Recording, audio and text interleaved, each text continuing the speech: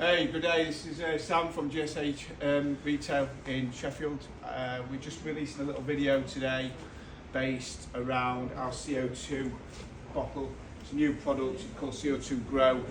We've released a few videos recently about how we've been filling it and how it's been working in the tent, what equipment to use and how long the CO2 has lasted in different environments.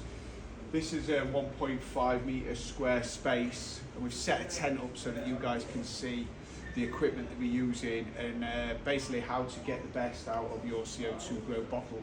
So if you want to come in and we will show you the kind of equipment that we're using. We really like the G.A.S products. They're fantastic, easy to use units. In this particular tent setup, we've got the G.A.S humidifier day and night controller. It's fantastic, just easy to use. Plug it in. You've got a day setting and a night setting, which you can control using these dials on the front. We've got a heater setting.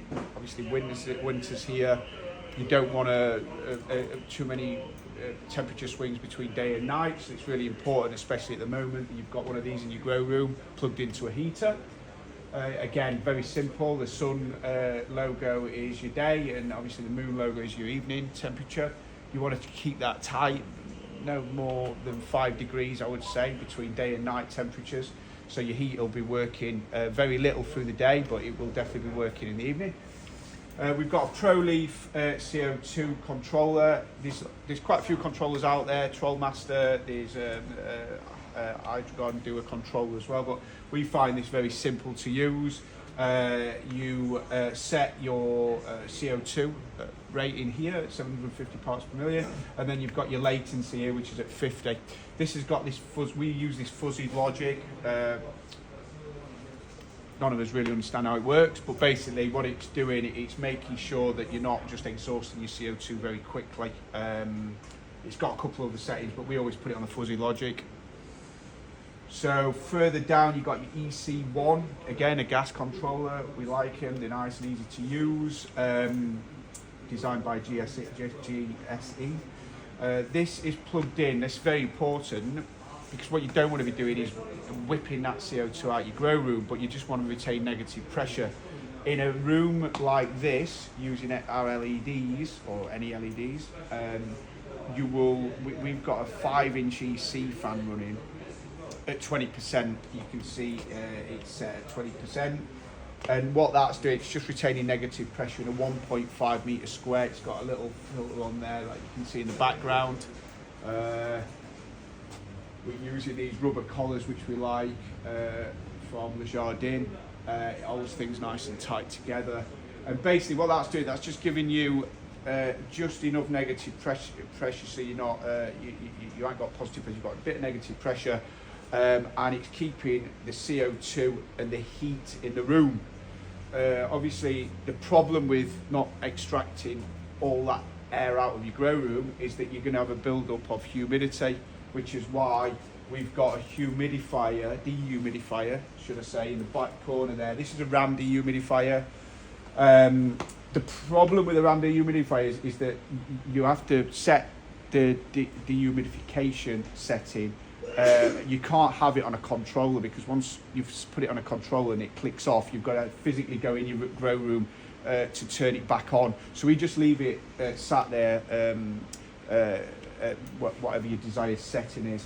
And then we've got an Empyrean Plus. Again, we like them because they're nice and simple to use. They've got a wicked seconds and minute settings. So if you're on drippers, some people will prefer it because you've got a seconds option.